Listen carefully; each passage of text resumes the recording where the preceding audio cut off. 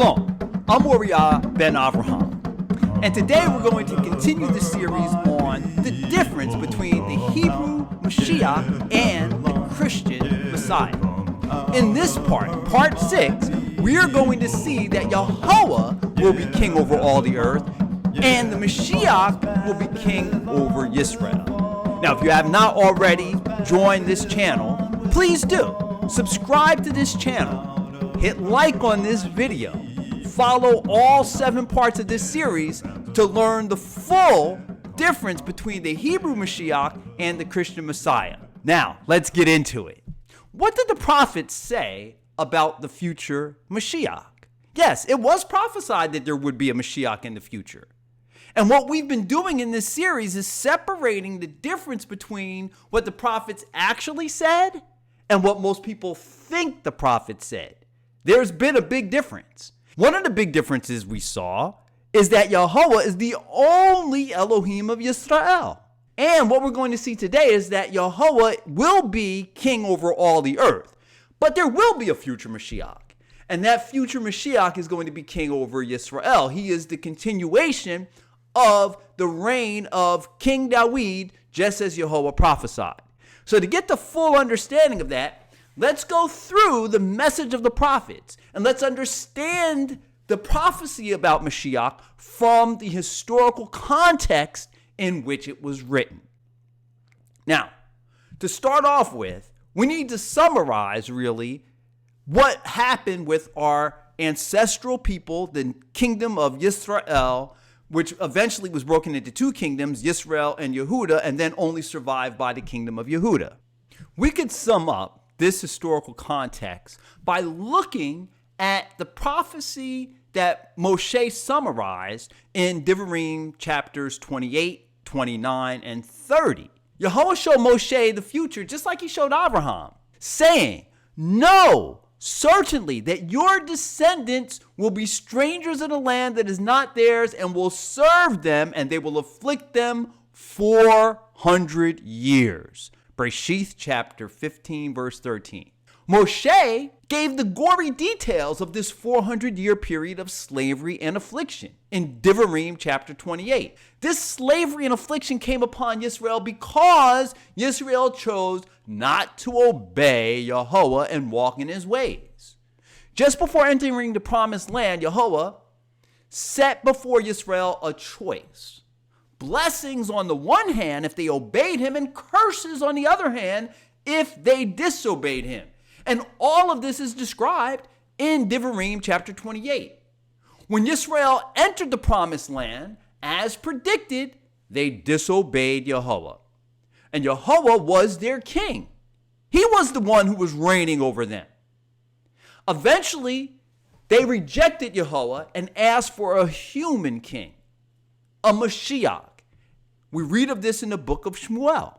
After Shaul, who was the first appointed Mashiach of Yisrael, remember, every king of Yisrael was a Mashiach. We saw that in one of our earlier points in this series. After that Mashiach refused to obey Yahuwah and walk in his ways, Yahuwah chose David to be the Mashiach, the king of Yisrael. Then David desired to build a temple for Yahuwah. And Yahuwah sent him a message through the prophet Nathan saying, "When your days are fulfilled and you rest with your fathers, I will set up your seed after you, who will come from your body, and I will establish a kingdom. He shall build a house for the Shem," that is the name, "and I will establish the throne of his kingdom forever. I will be his father, and he shall be my son. If he commits iniquity, I will chasten him with the rod of men and with the blows of the sons of men. But my mercy shall not depart from him, as I took it from Shaul, whom I removed from before you. And your house and your kingdom shall be established forever before you. Your throne shall be established forever." This is very powerful.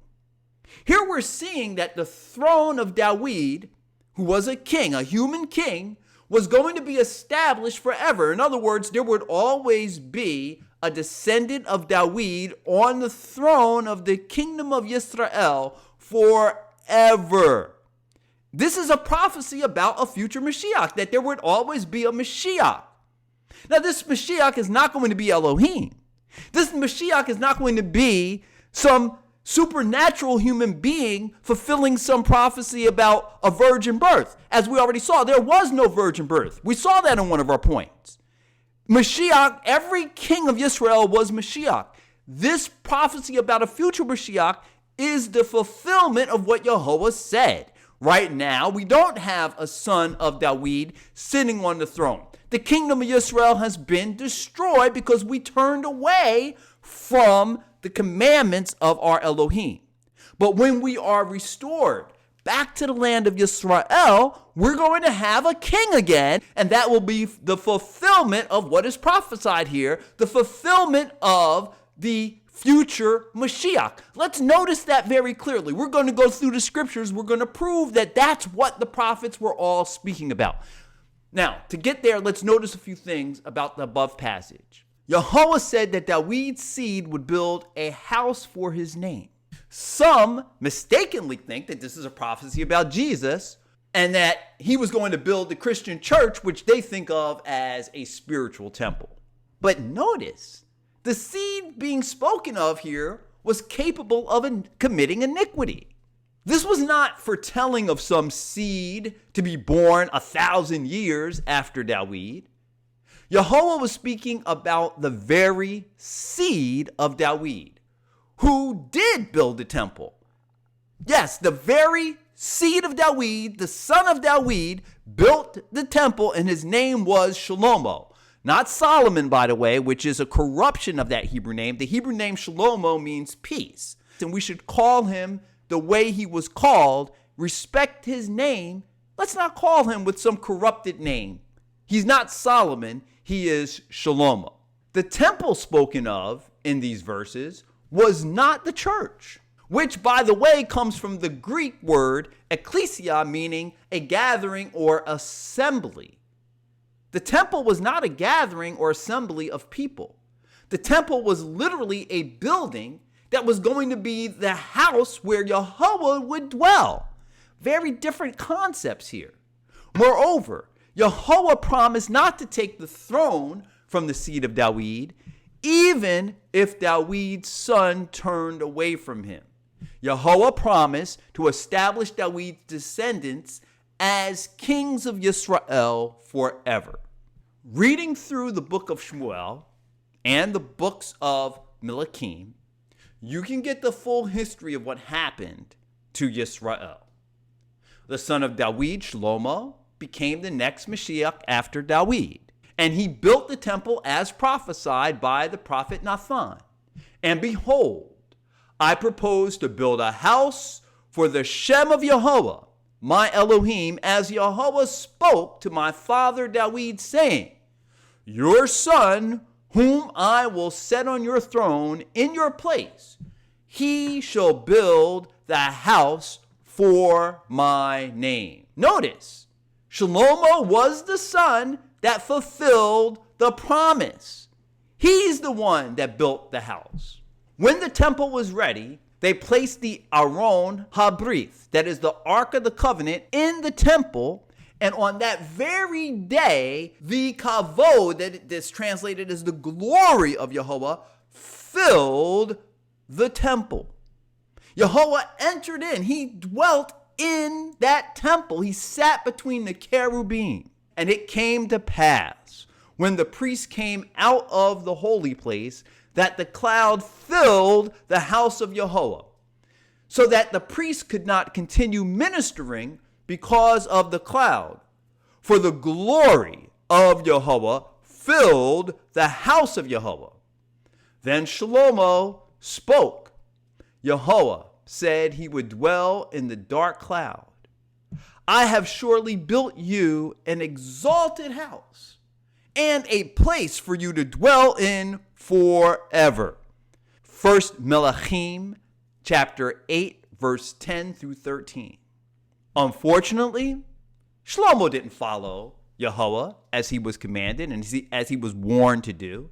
He was warned not to multiply wives, and he did that anyway, and his wives turned his heart, and he worshipped foreign Elohim.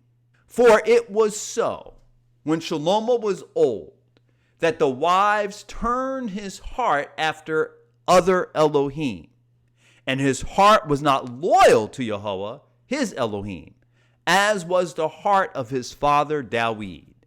For Shlomo went after Ashtaroth, the Elohim of the Sidonians, and after Milcom, the abomination of the Ammonites. Shlomo did evil in the sight of Yahweh, and did not fully follow Yahweh as did his father Dawid. That's 1 Melachim chapter 11, verses 4 through 6. Shlomo's apostasy and Israel's continued worship of idols brought on, eventually, the very national curses that were prophesied in Devarim chapter 28. Up to this point, Yahuwah had been giving Yisrael all the blessings, just as he had promised in the first 14 verses of Devarim chapter 28. But because of the apostasy, the curses came on. 1 Melachim 11 and verse 9. So Yahuwah became angry with Shlomo because his heart had turned away from Yahuwah, Elohim of Yisrael, who had appeared to him twice. Continuing on in verses 11 through 13. Therefore, Yahuwah said to Shlomo, because you have done this and have not kept my covenant and my statutes, which I have commanded you, I will surely tear the kingdom away from you and give it to your servant. Nevertheless, I will not do it in your days. For the sake of your father Dawid, I will tear it out of the hand of your son. However, I will not tear away the whole kingdom. I will give one tribe to your son for the sake of my servant Dawid and for the sake of Yerushalayim, which I have chosen. In the days of Shlomo's son Rehoboam, just as prophesied, the kingdom ended up being divided into two. The northern kingdom, which separated itself from Rehoboam, Shlomo's son, consisted of 10 tribes, and they were known as the kingdom of Yisrael.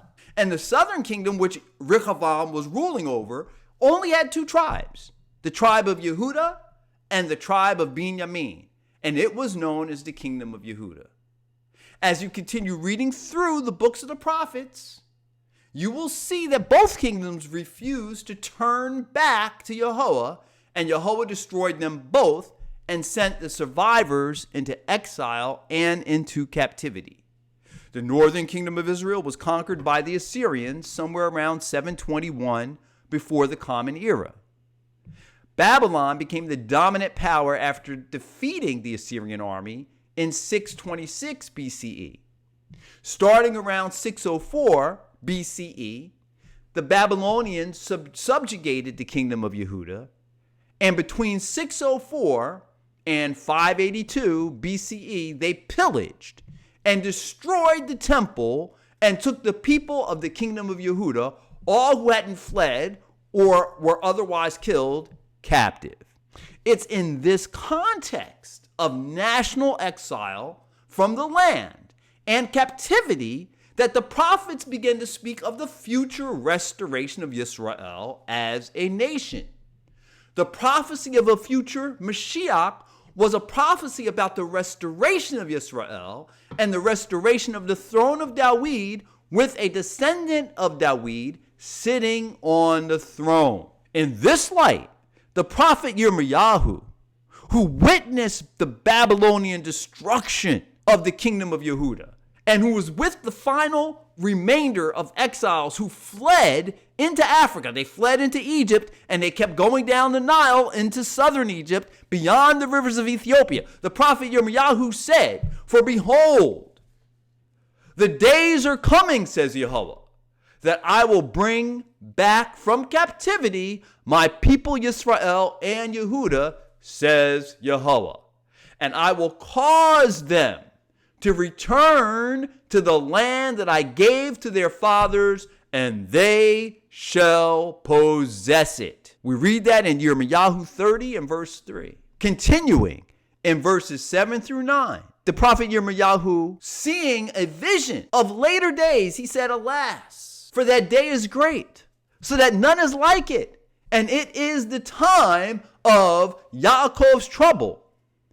But he shall be saved out of it, for it shall come to pass in that day, says Yehovah Sivaot, that I will break his yoke from your neck and will burst your bonds. Foreigners shall no more enslave them, but they shall serve Yehovah their Elohim, and Dawid their king, whom I will raise up for them.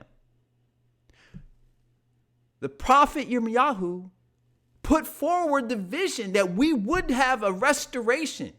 The slavery, the captivity, the 400 years of captivity that was prophesied from the time of Abraham, and the much longer period of captivity that the prophet Yechezkel prophesied about.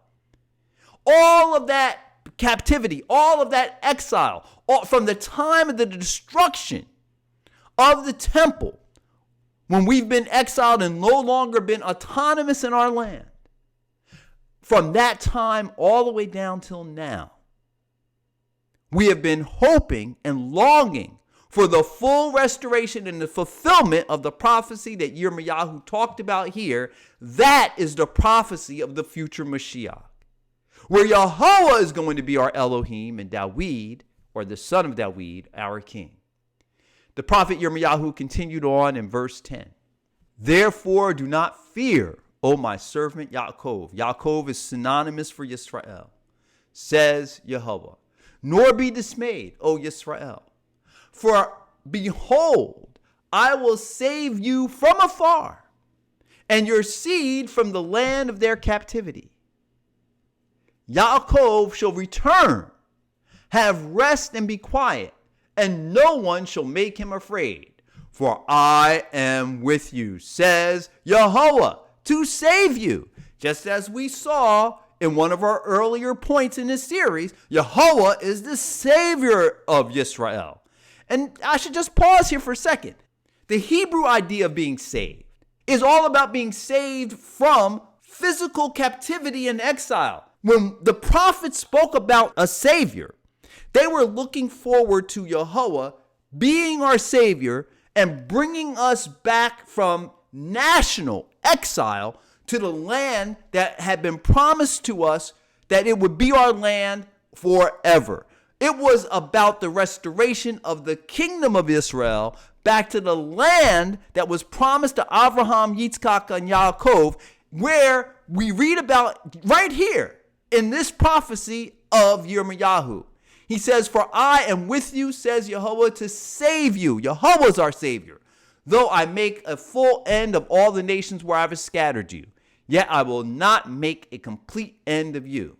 But I will correct you in justice and will not let you go altogether unpunished. Yehovah is going to make a full end of all the nations where he scattered us. That's all around the world where we are dispersed. And he is going to bring us back after he destroys the ruling nations of this world and establishes the kingdom of Israel, where he will be king over all the earth. He's going to be the Elohim of all the earth, and he's going to raise up for us Dawid as king of Israel. While the prophet Yirmiyahu, who was in the exile, he was with those who were fleeing the captivity of Babylon and going into Africa, other Israelites were carried into Babylon and were made slaves in Babylon.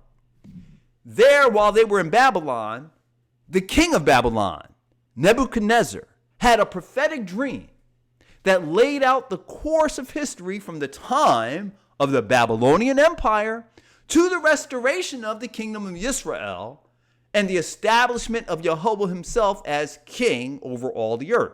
We read of this dream, this prophetic dream that Nebuchadnezzar had, in the book of Daniel, who was one of those who were taken captive and brought to Babylon.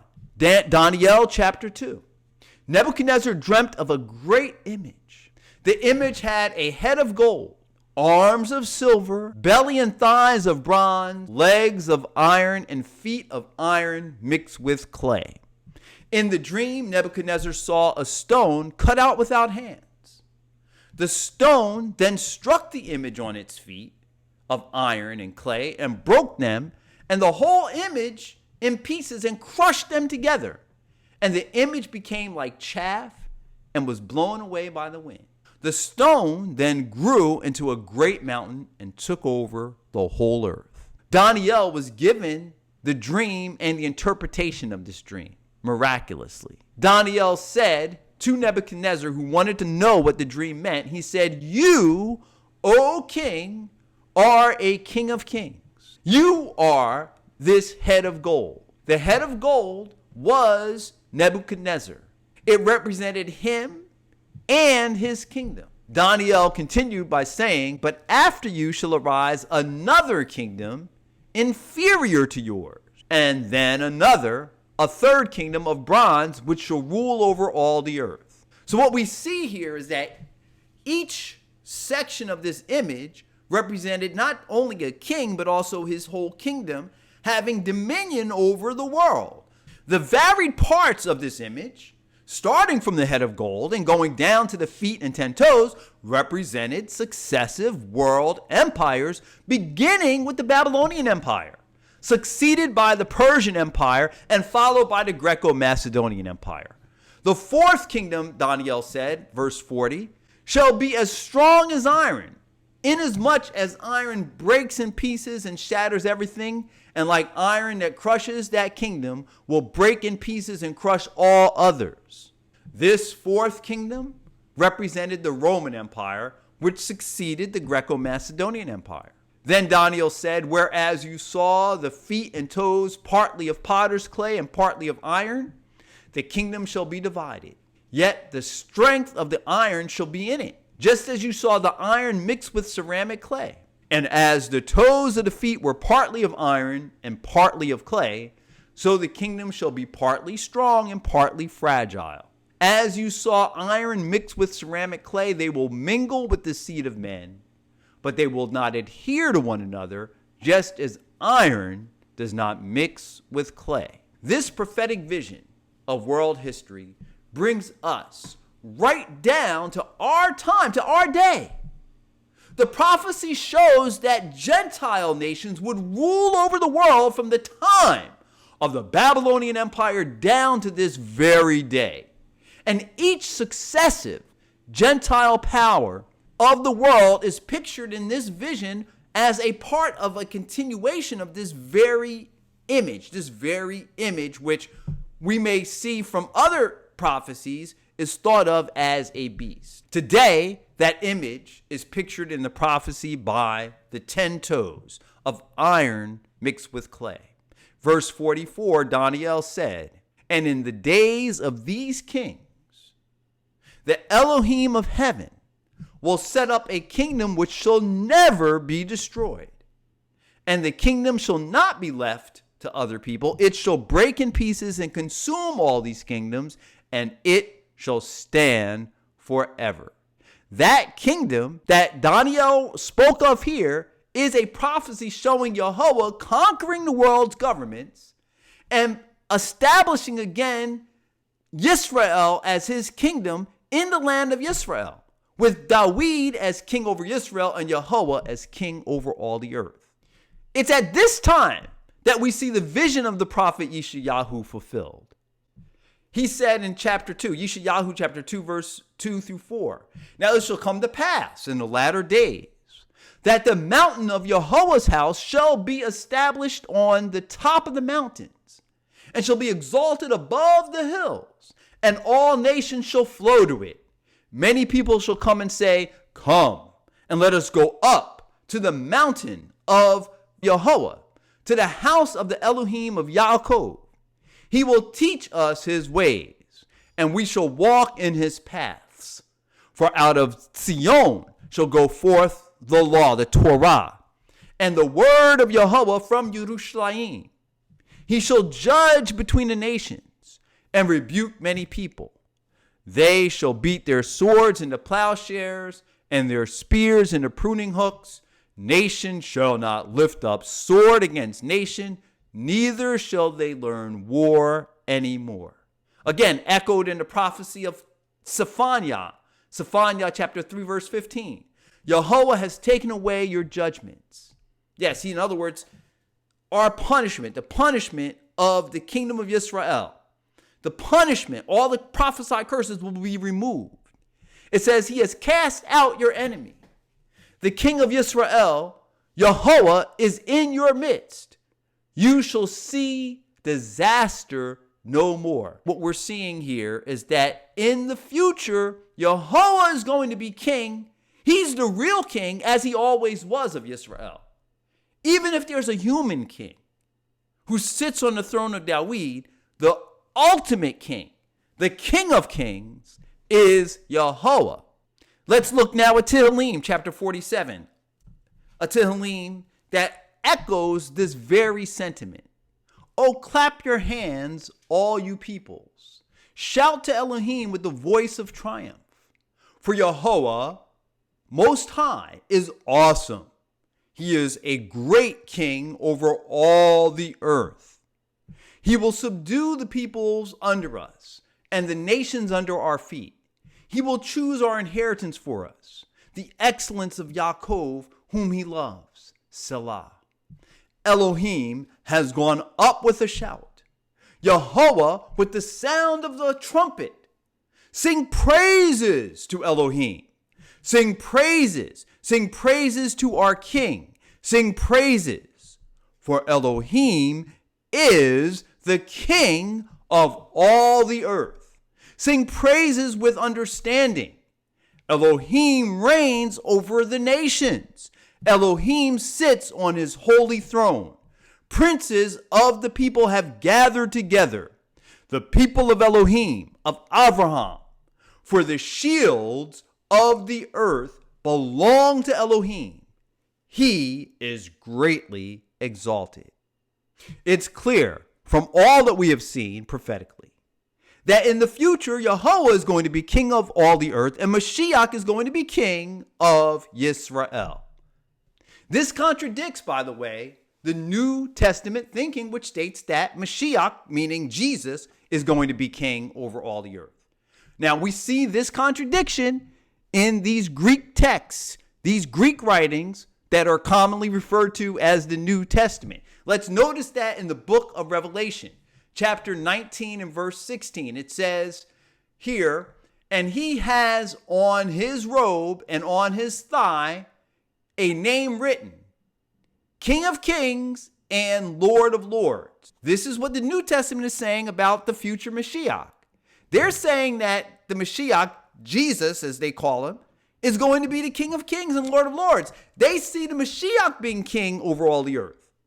This is a contradiction of what we see in the Torah, in the prophets, the Nevi'im, and in the Ketuvim, that is the writings in the Tanakh. This book is proclaiming Jesus as king instead of Yahweh. This is not the message of the prophets. Rather, it's a perversion of the message of the prophets, similar to what we saw in point number 1, where the prophet Yeshayahu said that all people will bow to Yahweh, in contrast to Paul twisting that prophecy and saying that every knee would bow to Jesus. Let's make this point really clear. The prophets never once prophesied of Jesus, a name that's not even Hebrew. There's simply no prophecy anywhere in the Tanakh about Jesus. Seeing Yahweh will be king over all the earth, let's look now at a clear prophecy detailing the role of the prophesied Mashiach. The prophet Yechezkel in chapter 37. Yechezkel speaks of being transported in prophetic vision by Yahweh to a valley full of dry bones. Yahweh set me down in the midst of the valley, and it was full of bone. And behold, there were very many in the open valley, and indeed they were very dry. Yahweh in this vision then asked Yechezkel if the bones can live, and then tells Yechezkel to prophesy to the bones and say, Thus says Adonai YHWH to these bones, Surely I will cause breath to enter into you, and you shall live. I will put sinews on you and bring flesh upon you, cover you with skin, and put breath in you, and you shall live. Then you shall know that I am Yehovah. Yehovah at this point reveals to Yechezkel the meaning of this vision. Then he said to me, Son of man, these bones are the whole house of Yisrael. They indeed say, our bones are dry, our hope is lost, and we ourselves are cut off. Therefore prophesy and say to them, Thus says Yehovah, that is Adonai YHWH, Behold, my people, I will open your graves and cause you to come up from your graves and bring you into the land of Yisrael. I will put my spirit in you, and you shall live. And I will place you in your own land. Then you shall know that I, Yehovah, have spoken it and performed it, says Yehovah. Yechezkel 37, verses 11 through 12, and verse 14. This prophecy is about the restoration of Yisrael. We were exiled from our land because we turned away from Yehovah and worshipped idols. We lost our identity, our language, our culture. Indeed, we said our hope is lost and we're cut off. This prophecy is to give us hope and show us how we will be restored. It is in this context that we now see the prophecy of the Mashiach.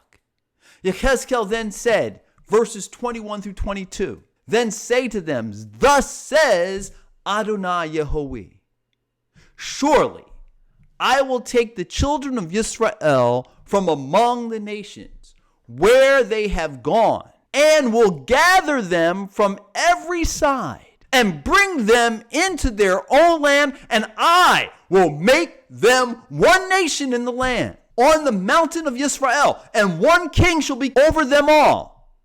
They shall no longer be two nations, nor shall they be divided into two kingdoms again. This king over Yisrael is the prophesied Mashiach. When Yehovah restores Israel back to the land he swore to our fathers, we will no longer be divided into two kingdoms, and we will have one king over us. Yehovah says, they shall not defile themselves anymore with their idol, nor with their detestable things, nor with any of their transgressions, but I will deliver them from all their dwelling places in which they have committed chet, and will cleanse them. And they shall be my people, and I will be their Elohim. David, my servant, shall be king over them, and they shall have one shepherd. They shall also walk in my judgments and observe my statutes and do them. Then they shall dwell in their land that I have given to Yaakov, my servant, where your fathers dwelt, and they shall dwell there, they and their children and their children's children forever. And my servant David shall be their prince forever. There is no prophecy suggesting that a Mashiach is going to be the Elohim of Yisrael, going to be the king over all the earth, king of kings. That's a false idea. The prophecies that we see, and point number 6 of this series, is that Yehoah is going to be king over all the earth, and Mashiach will be king over Yisrael. Tune in again for part 7, where we're going to see as the final point a big difference between the Mashiach of the Hebrew text versus the idea put forward by the Greek text of a Christian Messiah who is going to actually keep commandments for you. There's nobody going to live and keep the commandments for you. Yehovah set before us life and death. Point number 7, we're going to see that keeping the commandments, walking in the Torah of Yehovah, is not something we need for a Mashiach to do for us. It's a choice. We need to make a choice. We can choose, if we want to live according to the Torah, the teachings of Yehovah. Join us again for part 7. Subscribe to this channel. Hit like below. Shalom. Shalom.